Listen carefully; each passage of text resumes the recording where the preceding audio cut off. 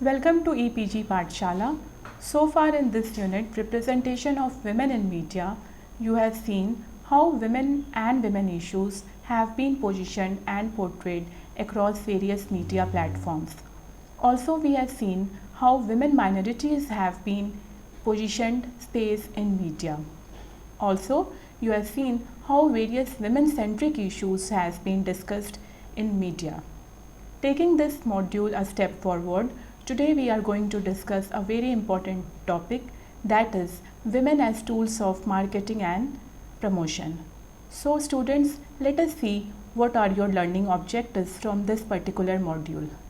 After completion of this module, you will be able to define key concepts like marketing and promotion, find out the role played by women in marketing and promotion, determine the process of commodification of women, differentiate the roles of women as marketing tools with respect to different media products, and explore the emerging trends in marketing and promotion.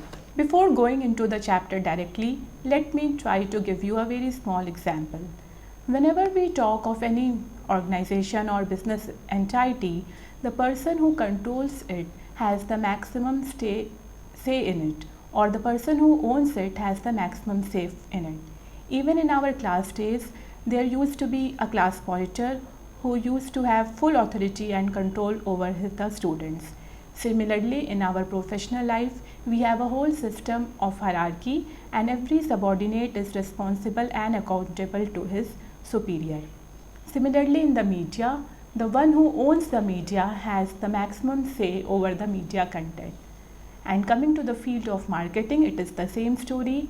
The only motive is to make profit, and how this profit is earned, we don't think. The only aim is to make profit, and in the process, women are utilized from head to toe and are itself turned into commodity to sell products. You must ponder as to why we need to study this under women's studies as marketing is made for MBA students, right? This point is to make you think what happens when women is used as a tool for marketing and promotion, not for the sake of marketing alone, but also for women's perspective, vulnerability and experiences which has a larger impact on our society. Let us begin. We will first define what marketing is and try to understand it within a frame of the present module. Marketing in the field of management is a broad concept.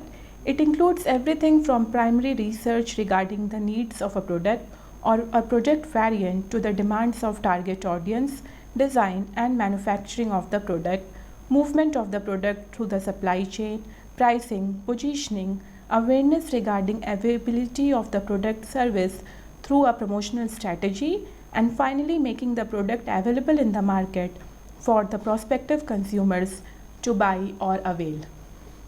Marketing is everything one does to place his or her product or service in the hands and minds of potential consumers. This dictionary defines marketing as the management process through which goods and services move from concept to the consumer level. It includes the coordination of 4 elements called the 4 P's of marketing, which are product, price, place, and promotion. In this module, however, whenever we use the term marketing, it will cater to one core area, that is awareness regarding the availability of a product or service through a promotional strategy. Promotion, it refers to a mechanism through which a consumer gets to know about the availability of a product in the market, and various means are devised and used to develop this strategy. Coming to role of women, we will give you certain examples. Try to imagine the advertisement of bikes, deodorants and even Ultra HD TV. They are catering to different target audience, but something is common in each of them. It is women and female models. Think how women and her body have been objectified to make the product more attractive. Also, there are numerous reality shows running on the television. They involve both male and female anchors. Have you ever noticed the male attire? It is normal trousers, shirts and shoes which cover their body, leaving the face. It is the female anchors who do the skin show with mini and micro mini skirts, makeup, whitewashing their face and high heels making them look taller and slimmer. Similarly, in any promotional event of any mobile store, jewelry, or car, again there is a deliberate use of young, fair, beautiful models and actors to draw consumer. The point emphasized here is clear. While selling products and entertainment, we are also selling women as a commodity. She is used as a magnet to draw the audience, either to increase sales, as in marketing and promotion, or to attract eyeballs to increase the television rating points of a particular program. We will now see how different genres use media for promotional strategies. Try to think of any grand event, live or on media. There are women everywhere to draw in the crowd. It seems females and their objectified version is the only mantra to satisfy the viewers and consumer. We have already talked about advertisement and promotional event. Let us talk about sports now. The Indian Premier League has introduced the concept of cheerleaders, where scantily clad women dance to the tunes of fours and sixes. Do we need a display of female dance skills and belly movements to evoke the happiness and excitement associated with a sporting event, that too cricket? Then there are award shows which focus on star female performers and provide glimpses of their performance in the advertisement. Mainstream cinema also write upon item numbers in their launching trailers and at times use leading female actors to do an item number and promote it as their guest appearance. News programs also make use of young and beautiful faces to provide a sexist approach to information seeking behavior. There are numerous programs on Bollywood gossips again with content which is question. There are numerous programs on Bollywood gossips again without content but with a lot of skin show. Even 24 into 7 hour shopping channels like Star CJ and Home Shop 18 use women anchors as showpieces to promote and demonstrate products such as facial kit, towel combo pack, skincare products, etc. The reality shows on nurturing dance and singing skills make use of female judges, anchors, and even participants to add a glamorous sheen to otherwise monotonous repetitive content. Last and the loudest, social media have broken all the barriers. Any sort of illicit content is a matter of click or touch. It flows from desktop to laptops to tablets to mobile phones. Thus, we have seen how different genres have commoditized women and objectified her body for material gains and sexual contentment. We should not forget that all these are done and controlled by males who continue to use women to soothe their male gaze. Coming to the next very important topic, commodification, how it works and what are the codes and conducts of this area. By commodification, we mean the process by which something becomes or is treated as a commodity. Commodity is any good or service that is traded between people and business. Overtly, whatever item we use and buy is a commodity because it satisfies our needs and desires. In the competitive world, there is a continuous research and strategic battle on how to attract maximum consumer by making the commodity attractive, usable, and worthy. The process of commodification. We have just seen what a commodity is and how its usefulness for its potential and present consumer results in achieving business goals. The most challenging task for any business or media group is to sell its product to its public. This is where advertisement comes into forefront and women are taken in order to sell the product. In today's marketing and entertainment world, women are objectified and have to be sensual to sell the product in body and voice. There is a deliberate showcase of her body. Even marketing event is propagating women as a commodity. The manufacturers and advertisers make huge profit by trading young women. It is not a coincidence or accident but a deliberate design conceived by men for men. Now let us discuss another important question here. What is the role of a woman in marketing? Is she used as an asset or she herself becomes a visual trait in the process? What it means to be a woman in a culture? It means you derive your identity from the way culture sees you and the media, the culture depicts you. Also, the same image is reflected back to you. Beauty and power of the image is all that is saleable. Advertisement sells more than the product, and in this case, the character is also sold and becomes a commodity. For that, with the use of technology, the image of real women is transformed. They appear to look thin, fair, wrinkle-free, perfect, young, and presentable, all with the click of a mouse using software like Adobe Photoshop. In the process, we as consumers don't understand that those images of women are not real. Those images are artificial and constructed and the workpiece of a software. The objectification of women and these images of super glorious perfection have two effects simultaneously. One, the real women from the real world start to compare themselves from those constructed and photoshopped images. They lose their self-esteem and confidence. It leads to a blind race for the obsession of model-like figure. Eventually, it leads to eating disorder, depression, and other health risks. The other is this determines men's depiction of women. They see women as objects to own and play with. In certain cases, men are also objectified by media, but there is a difference in the portrayal. There lies a fine line of distinction between the objectification of men and that of women with respect to its social manifestation. Let us try to understand this fine line of distinction. Women's real world is defined by a social threat of rape, abuse, and violence. The rape culture gets fueled by such depiction of women. This threat of sexual violence and intimidation makes a woman's life more risky and vulnerable.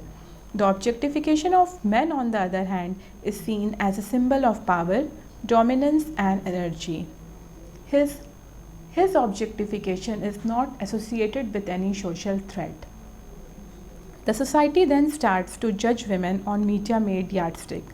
A woman who wears different clothes than what we think as immoral excludes her into them category. This moral policing attitude and us and them categorization make the lives of modern day women more pathetic and vulnerable.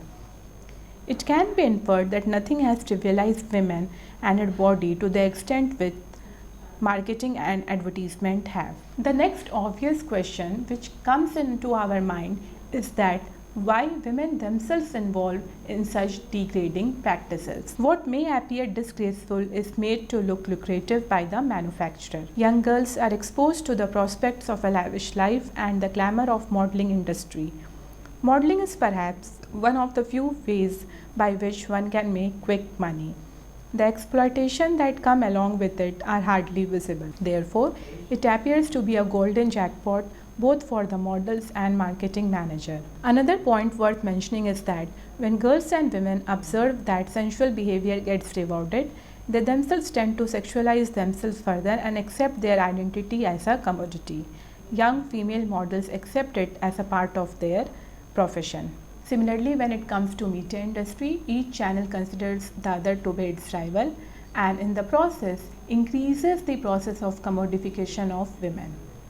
To win over and attract maximum consumer, they tend to do what others are doing and in the process the commodification of women becomes a mass media culture across genre and channels alike. The boundary of what is acceptable and how much is acceptable gets manipulated in the TRP era. The MTV culture has a vast impact on the psyche of men and women regarding the women's stereotypes which they are generating. The music albums are a visual treat for men where women are forced to wrap themselves in minimal attire. Frequently we hear of rapes in news but hardly have we heard about the culprits. Their face is never shown. Political comments by leaders tend to justify those actions by victim blaming. These types of media content tend to normalize dangerous attitudes towards women.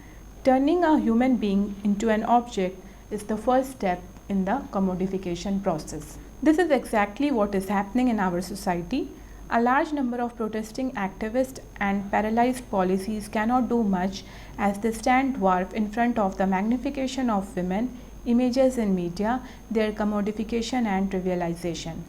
Women have become puppets in the hands of men who control them from head to toe, from home to workplace and from marketing to media. Let us now focus our attention on some of the emerging trends of marketing and promotion. Representation of women in media was a topic that was much discussed during the women's movement in the 1960s.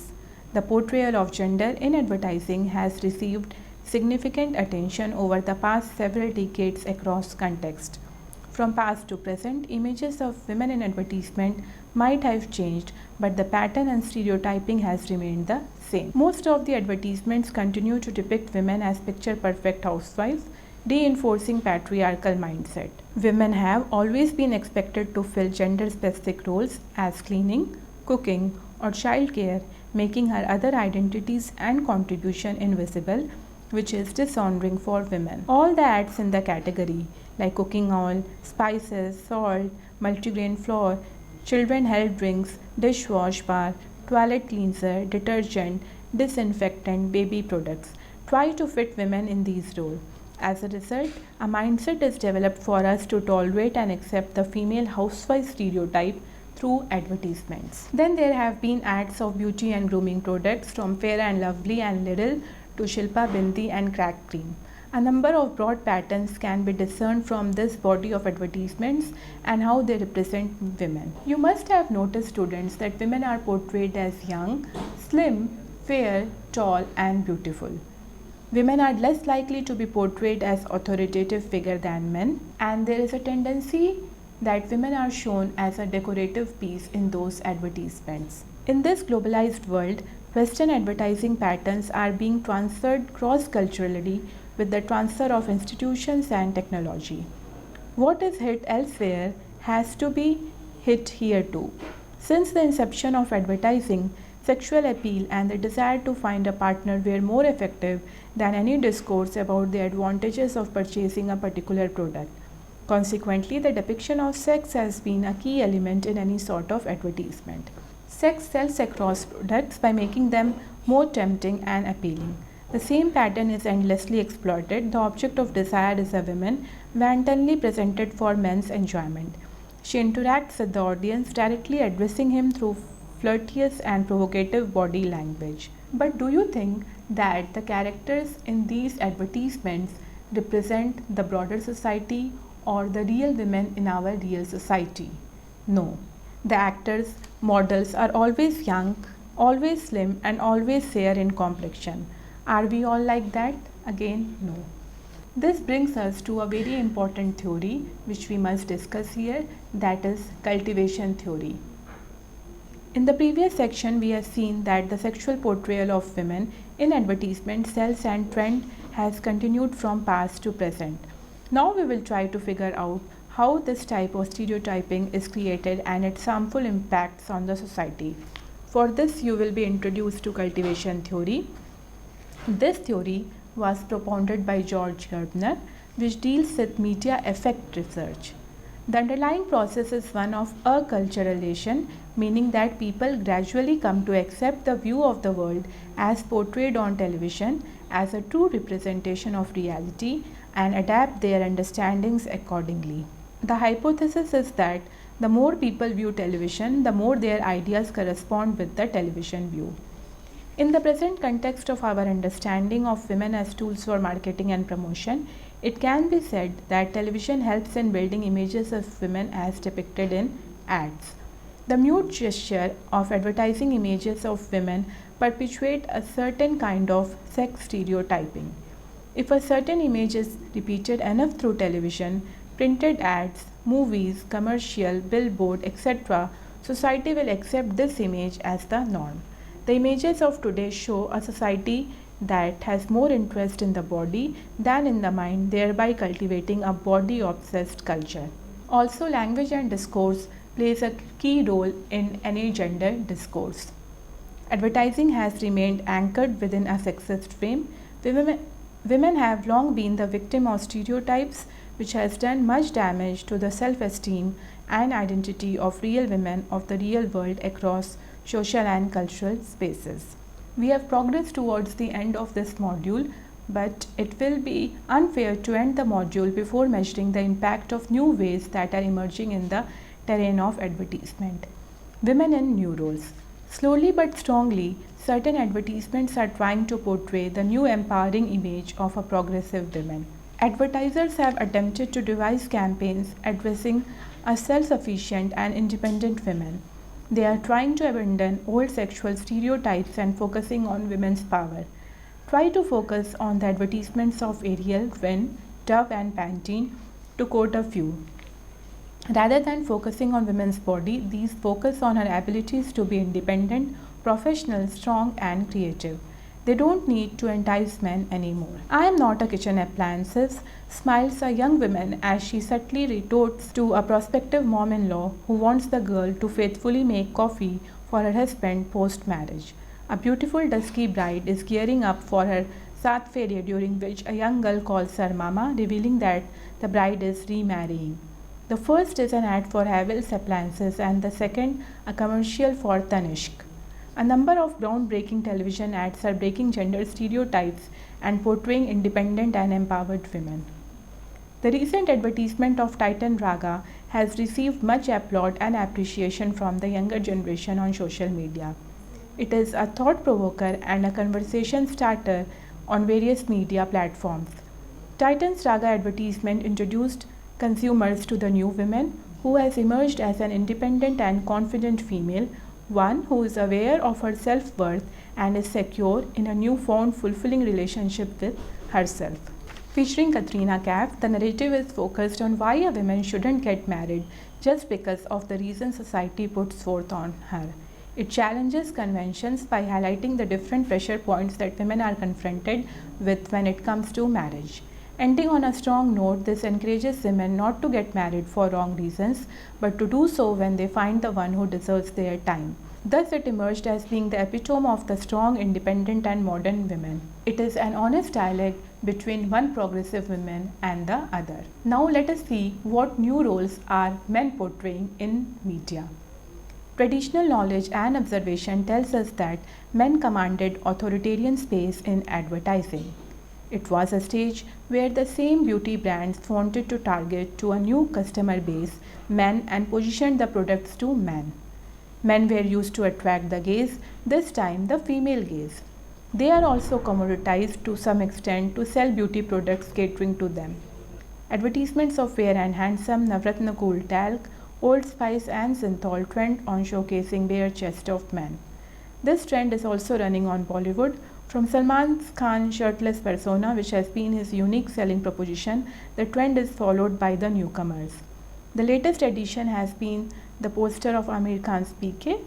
He was just shown carrying a transistor without any other clothing, and the movie showed him like this in the opening sequence. We have seen that objectification of male body is also trending at the present time. Again, there is a difference between the portrayal of men and women. Even in its nudity, men are made to look strong and protective. Male model poses are never suggestive of dependence, submission, inferiority or vulnerability, whereas females are always depicted as a sexual objects craving for men's attention and protection. So any representation which is damaging for the society, especially for females, is not healthy. Media should think and try to run an alternative damage control mechanism. Society should also respect and treat its men and women equally, not only on religious texts but also in real context as well. So with this, we have come towards the end of this module.